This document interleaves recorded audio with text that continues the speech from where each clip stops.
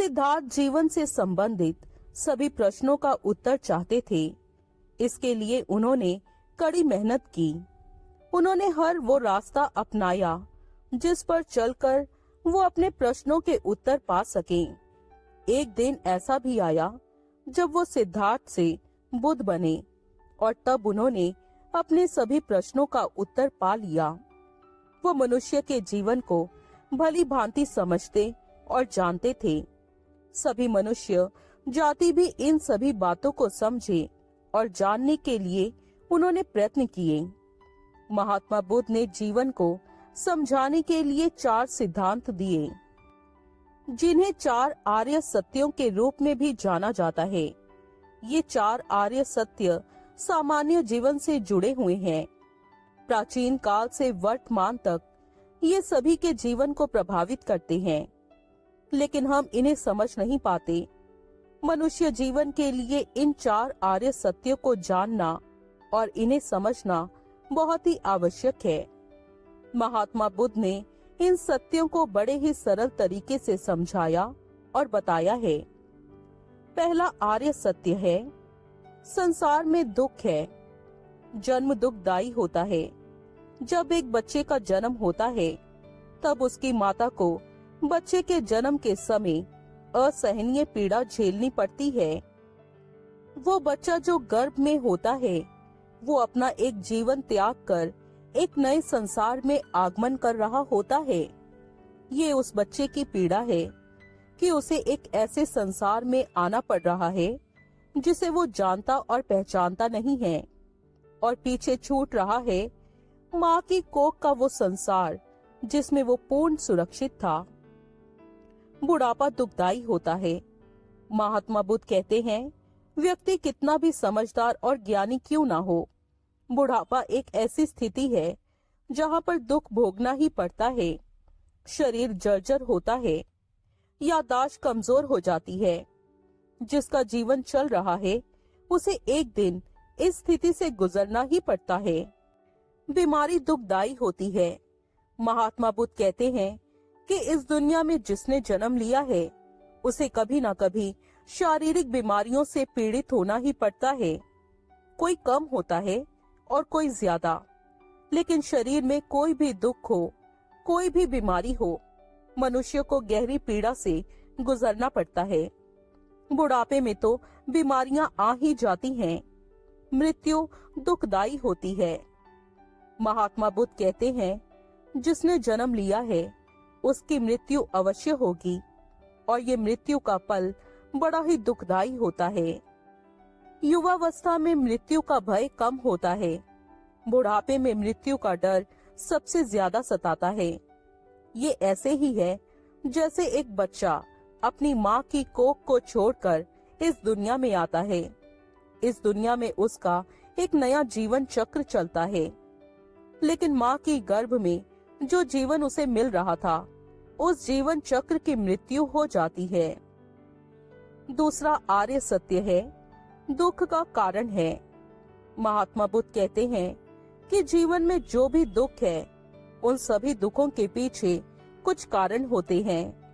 वेदना, रोना, चित्त की उदासीनता, निराशा, ये सब दुख देते हैं, लेकिन इसके पीछे कोई ना कोई कारण अवश्य होता है। केवल इसे समझना पड़ता है।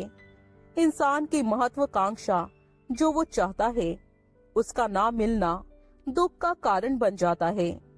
मृत्यु का दुख केवल इसी के लिए है क्योंकि मनुष्य मृत्यु को समझता नहीं है। वो उसके लिए नई चीज है और वो उसके लिए तैयार नहीं है।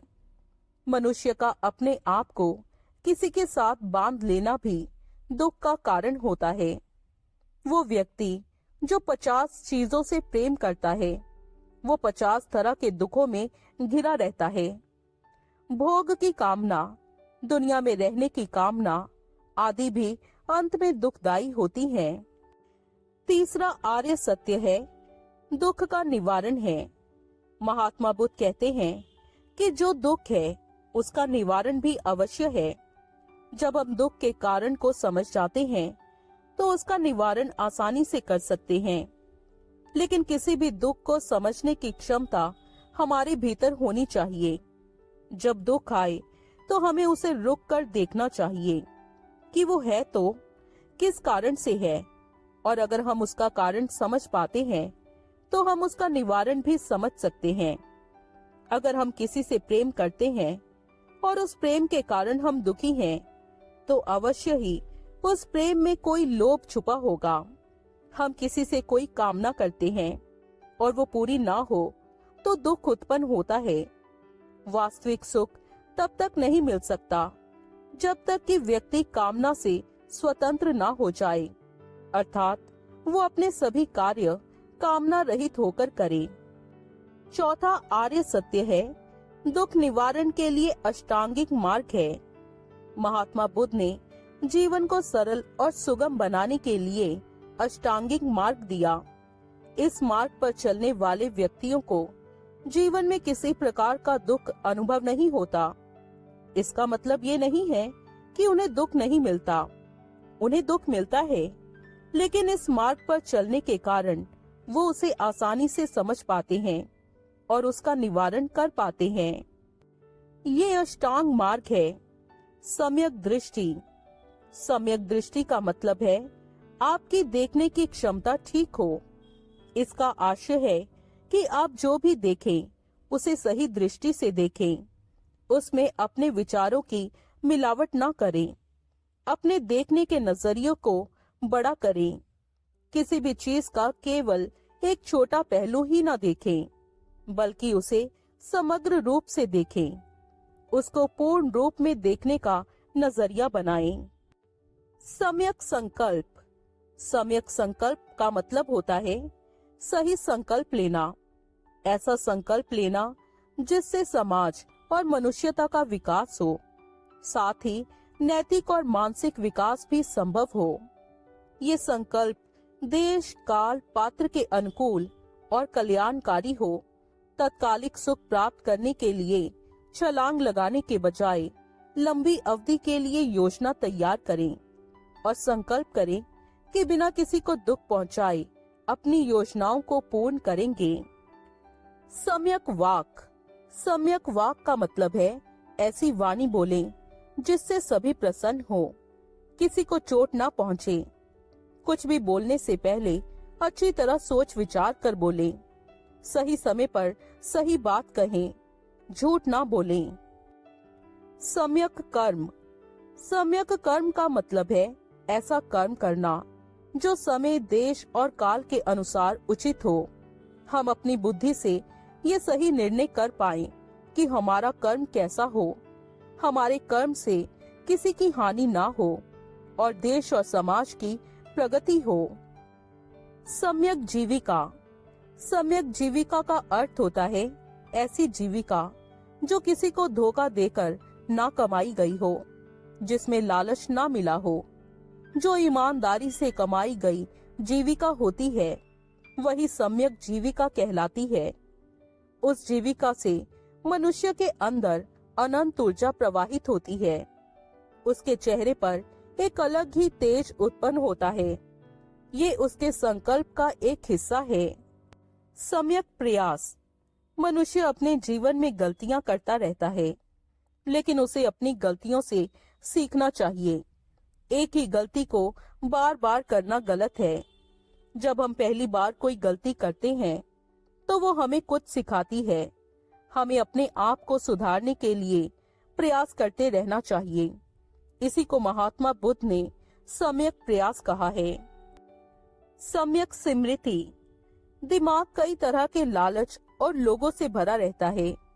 उसकी स्मृति में कई तरह की गलत बातें आती रहती हैं।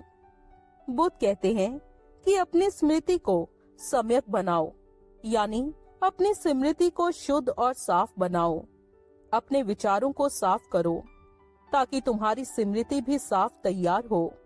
उसमें किसी तरह की मैल गंदगी ना हो, जिससे व्यक्ति सभी चीजों को साफ और स्पष्ट देख सके, उस पर उसके गलत विचारों का प्रभाव ना पड़े। सम्यक समाधि। बताए गए सभी 7 मार्गों पर चलने के बाद 8वां मार्ग सम्यक समाधि का आता है। जो व्यक्ति बताए गए सभी 7 मार्गों को सही प्रकार से अपने जीवन में उतार लेता है, तब वो सम्यक समाधि की तरफ बढ़ता है। ये वही स्थिति है जो किसी ध्यानी को अपने ध्यान के अंत में प्राप्त होती है। एक सांसारिक व्यक्ति के लिए बुद्धा ने वो रास्ता तैयार किया जिस पर चलकर वो वहीं पहुंच सकता है जहां पर कोई ध्यानी व्यक्ति पहुंचता है। जरूरी नहीं है कि आप संसार छोड़कर सन्यासी होकर ही सत्य को पा सकें। आप बुद्ध के अष्टांगिक मार्ग पर चलकर भी ज्ञान की प्राप्ति कर सकते हैं और समाधि को प्राप्त हो सकते हैं।